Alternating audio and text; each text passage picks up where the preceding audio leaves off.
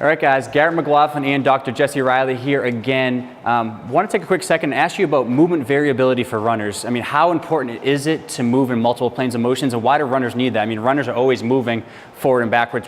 Why does it matter to move in different planes of motion? Excellent question. One of the big things that I commonly see with a lot of runners is when we take a look at their programming. Again, Garrett, you kind of hinted on it. We're staying in what we call the sagittal plane, so it's very forward moving. And there's not a whole lot of lateral stability exercises that are provided with that.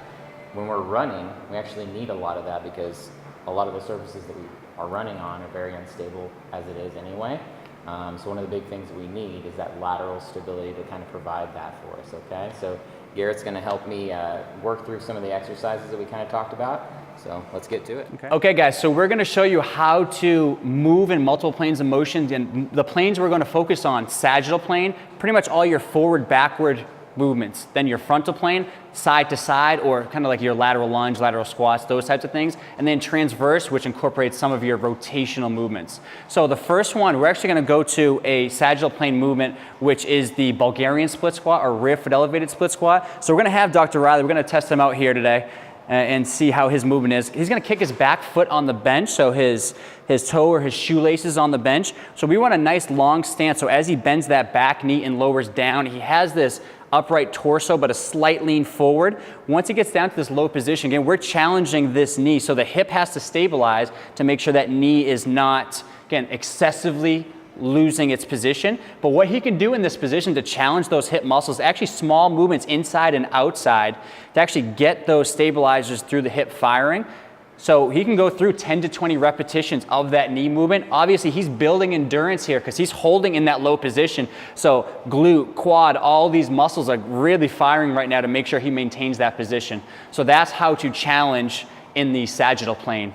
After that, if we look at frontal plane, so now it's more of our side-to-side motions. The lateral squat is our next one. So he's going to set in this nice long lateral stance here. The key on this one is really focusing on sitting back into the hip joint. So as he lowers down, he's going to push his butt back to the right side. See, as body leans forward, you can always tell if your stance is okay depending on where that knee lines up. So his knee is right over the shoe and shoelaces right there. If he excessively goes to the side, his stance is too narrow, his knee will shoot too far to the side. So he's in a good stance there. So you can think about this position, great for developing that frontal plane strength and stability, really working into the hip. But we're also generating some good mobility because this left leg, as he lowers to the right, will start to lengthen. So we're getting some good flexibility in mobility through that left leg. Okay. Next one with the frontal plane is what's called the bowler squat, or what I like to call the curtsy lunge or cross behind lunge. So if he reaches his right leg behind his body to this left side, he's going to take a nice big step. See, as body comes forward and he lowers down, he's really sinking and kind of slightly rotation, but moving more in a lateral plane here to lower down and using those muscles in the outside of the hip. Think of the glute, the rotators, those muscles are going to provide stability here through the hip. But look at his body position. He's always staying in a good position. As the leg wraps around, he's trying not to make sure his body rotates excessively to that right side. So he's maintaining stability and control through the hip. The next one, cut him off, you wanted to do more on that one. The next one in the transverse plane are chops and lifts. So what we're going to use for this one, cable column, if you have some kind of a band, it would work okay. But in this transverse plane, which is our rotational movement, so he's in a half kneeling position. If you notice, the leg that's up on the high is the high side, so the hands are up here. He's going to try to maintain stability in the hips and the core as he pulls down to his body and then presses across with that lead arm, that left arm right there. So now we have this rotational plane that the body, at the resistance, is trying to pull us up and out, but he's resisting as he rotates that weight and that resistance in the opposite direction to create some stability through the transverse plane.